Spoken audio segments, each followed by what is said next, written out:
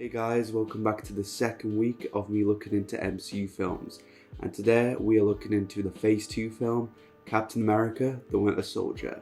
This movie was released in 2014 and is the sequel to Captain America: The First Avenger. The film was directed by the Russo brothers and was written by Christopher Marcus and Stephen McFeely.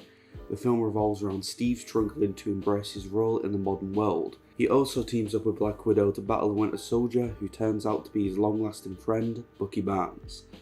The film stars Chris Evans as Captain America, Scarlett Johansson as Black Widow, Sebastian Stan as the Winter Soldier, Anthony Mackie as Sam Wilson, who starts to become the Falcon, Samuel L. Jackson and Kobe Smulders as Nick Fury and Maria Hill, who are the heads of S.H.I.E.L.D., Frank Grillo as Brock Rumlow, who is Crossbones in the future, Haley Atwell as a grown-up Peggy Carter, Emily Van Camp as Sharon Carter, who is Peggy's grandniece, and Robert Redford as Alexander Pierce, who is senior official of S.H.I.E.L.D. and also the secret villain of the movie. The film was already in the works before April 2011. The writers announced that they were hired for after the first film's release. In September, Evans warned fans that it would not release until around 2014. By March 2012, Marvel stated their possible directors for the film were George Nuthall, F. Gary Gray, and the Russo brothers. Disney also stated that the film's release was going to be April 4th, 2014. Mentioned in April 2012, F. Gary Gray confirmed he was no longer in the running role as director due to him instead choosing to direct Straight Outta Compton. However, in June 2012, Samuel L. Jackson was confirmed to return, and the Russo brothers finally entered negotiations to direct. The reason why Feige liked the brothers was from watching episodes they directed in Community and said he's seen how they understood filmmaking to a certain genre. Finally, at San Diego Comic-Con of 2012, the film's title was finally announced and it was confirmed the brothers would be directing.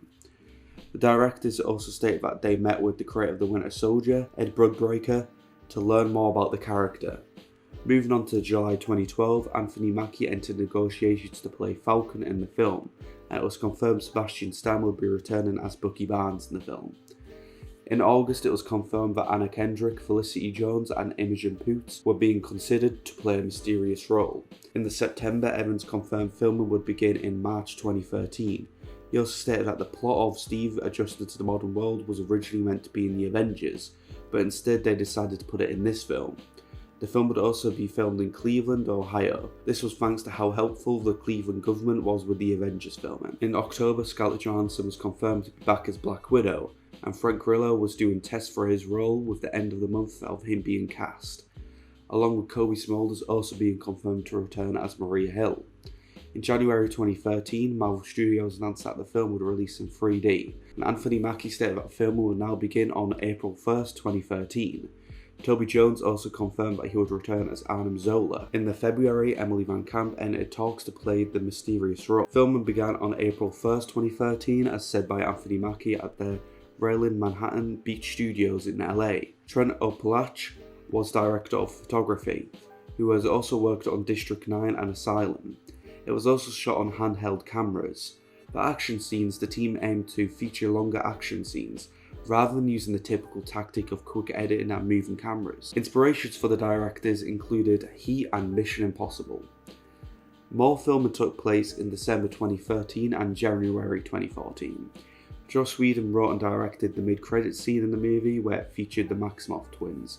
This was to set up Avengers Age of Ultron. Anthony Mackie has commented saying that the Russos really tried their best on this movie to not use that much CGI.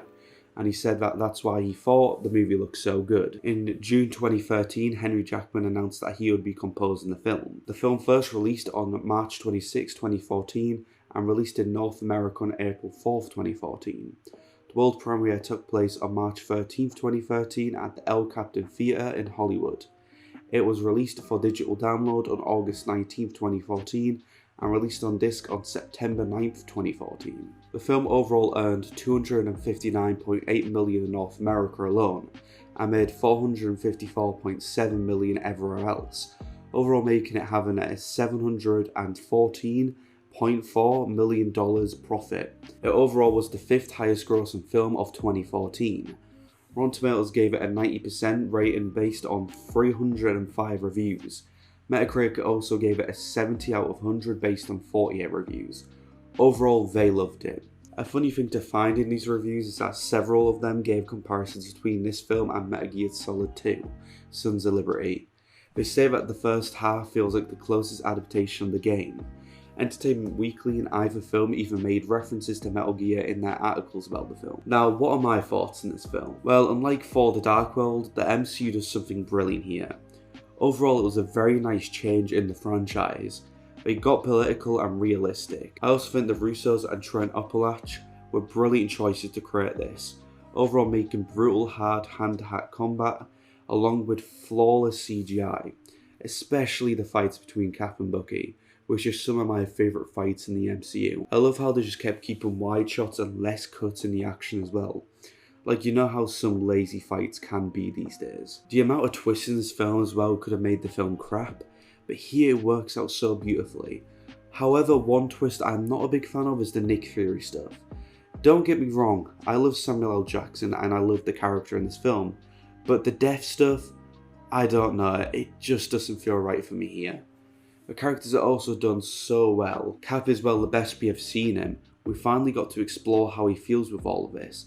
Which, yeah, I love the Avengers, but it was definitely more played up for comedy in that film. While here we actually get to see deep emotion.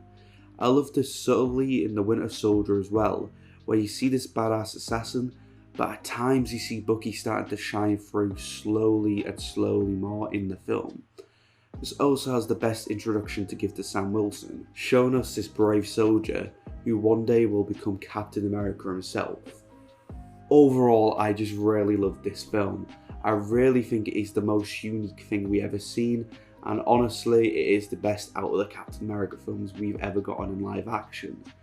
And well, we're going to have a look more into more brilliant stuff in the MCU in the next episode, which is Guardians of the Galaxy, directed by James Gunn, who has also directed the recent film of me recording this, The Suicide Squad, which I really want to see.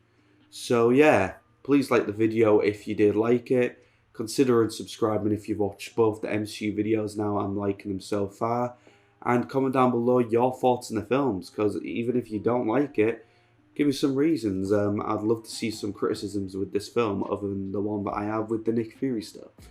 So yeah, thank you so much for watching, guys. Peace.